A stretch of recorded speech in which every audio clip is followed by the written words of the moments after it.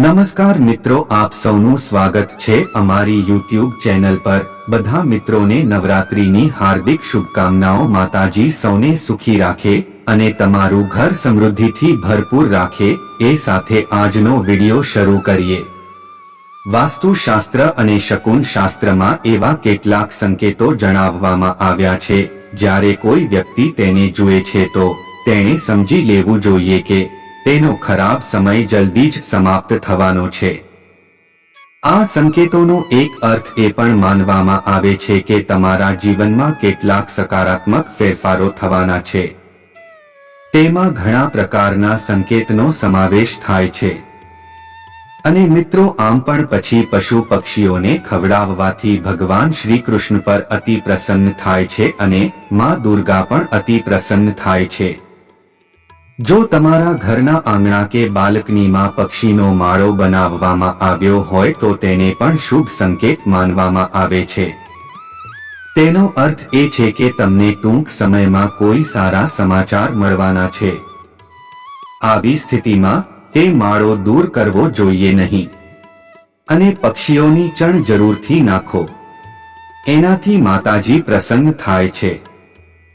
વાસ્તુશાસ્ત્રમાં એવું માનવામાં આવે છે કે જો તમે તમારા ઘરમાં લાલ કીડીઓનું ટોળું જુઓ તો તે શુભ સંકેત હોઈ શકે છે।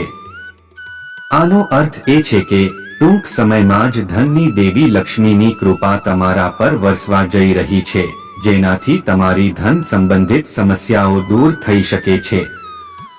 વાસ્તુશાસ્ત્રની સાથે સાથે શકુન શાસ્ત્રમાં પણ કેટલાક સંકેતો જણાવવામાં આવ્યા છે, જે વ્યક્તિ માટે સારા સમયની શરૂઆત તરફ ઇશારો કરે છે।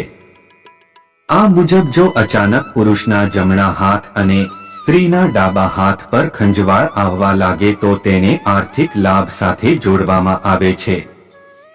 આંખો ફડકવી પણ સારા સમાચારનું સંકેત માનવામાં આવે છે। જ્યારે સ્ત્રીની ડાબી આંખ ફડકે તો શુભ માનવામાં આવે છે, તો પુરુષની જમણી આંખ ફડકે શુભ માનવામાં આવે છે। સવારે મંત્રો કે શંખનો અવાજ સાંભળવો એ પણ શુભ સંકેત માનવામાં આવે છે। મતલબ કે તમે જે કામ માટે પ્રયત્નશીલ છો તે તમારું કામ બની શકે છે। કોઈ નોકરી માટે ઇન્ટરવ્યૂ આપતા વખતે કોઈ ગાય સામે મળી જાય તો તે શુભ સંકેત હોય છે અને તમને નોકરી પણ મળી જાય છે। જ્યારે તમે પૂજા કરો છો ત્યારે ભગવાનની સામે રાખવામાં આવેલા ફૂલ અથવા પાન પડી જાય તો સમજવું કે ભગવાન તમારાથી પ્રસન્ન છે અને જલ્દી તમારી મનોકામના પૂરી થશે। તો મિત્રો, તમને આ વિડિયો પસંદ આવ્યો હોય તો વિડિયોને લાઈક કરી ચેનલને સબસ્ક્રાઇબ કરવાનું ભૂલતા નહીં। જય શ્રી કૃષ્ણ।